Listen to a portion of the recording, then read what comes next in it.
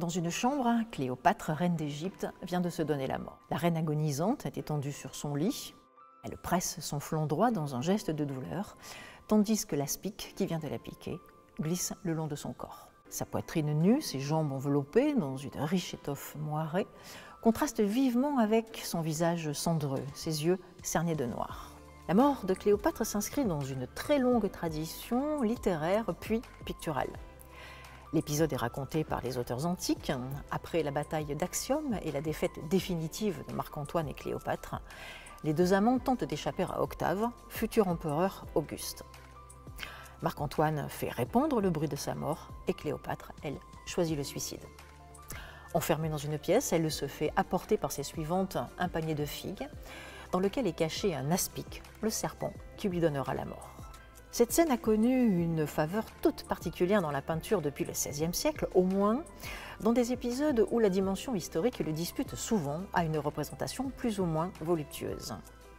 Elle a particulièrement intéressé les peintres du XIXe siècle, et notamment le sculpteur nantais Joseph du Commun du Locle, dont le musée de Nantes conserve une Cléopâtre extrêmement sensuelle. La version de German Bone, peintre allemand surtout connu aujourd'hui pour ses portraits, est l'un des nombreux avatars de cet épisode mêlant mort et érotisme. Mais ce qui rend le tableau de Bone intéressant, c'est la combinaison de trois grandes tendances picturales contemporaines: romantisme, orientalisme, égyptomanie. Romantique, le sujet lui-même, le goût pour une mort donnée un peu morbide et surtout sa représentation extrêmement théâtrale. L'orientalisme, c'est ce courant pictural qui fait de l'Orient une terre de rêve, voire de fantasmes. Ici, les étoffes somptueuses, la céramique verdissée, cette belle femme qui meurt sous nos yeux, autrement dit, un exotisme matiné d'érotisme. L'égyptomanie, enfin, c'est ce goût pour une évocation très libre de l'Égypte ancienne, qui transparaît dans ce tableau par de nombreux détails.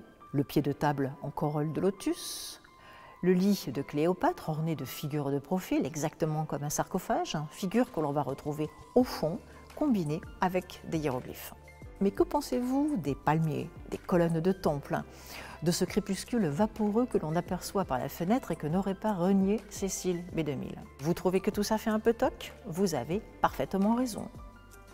Mais pour les spectateurs de 1842, ce nu féminin baignant dans un exotisme troublant, c'est une recette qui marche.